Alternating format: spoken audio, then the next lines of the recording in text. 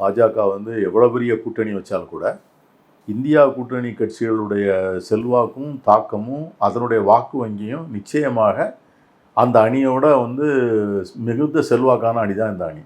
அதில் ஒன்றும் மாற்று கருத்து கிடையாது. ஆனால் இன்றைக்கி வந்து அவங்க வந்து அதாவது அந்த கட்சி இப்போ பாஜகவோட அரசியல் நடத்துறதுல நமக்கு என்ன பெரிய டிஸ்அட்வான்டேஜ் அப்படின்னா, நம்முடைய எதிரிகள் வந்து நேர்மையற்றவர்கள். அவங்களுக்கு வந்து ரூல்ஸே கிடையாது. அதாவது வந்து அரசியல்னால் இப்படி தான், அரசியல் சாசன சட்டப்படி தேர்தல் ஆணையம், நீதிமன்றம், பத்திரிகை, இவைகளெல்லாம் வந்து அதது தன்னுடைய கடமையை நீங்கள் செஞ்சால் தான் ஜனநாயகம் வந்து முறையான ஜனநாயகமாக இருக்கும், தேர்தல் முறையான தேர்தலாக இருக்கும். ஆனால் இவங்க எல்லாம் இப்பொழுது வந்து இன்றைக்கி இருக்கிற சிச்சுவேஷனில் வந்து இவருடைய அனைத்தையுமே வந்து இன்றைக்கி பாஜக வந்து தன் கைக்குள்ளே கொண்டாந்து வச்சு, ஊடகங்கள் வந்து இன்றைக்கி முழுமையாக பாஜக கண்ட்ரோலில் தான் இருக்குது.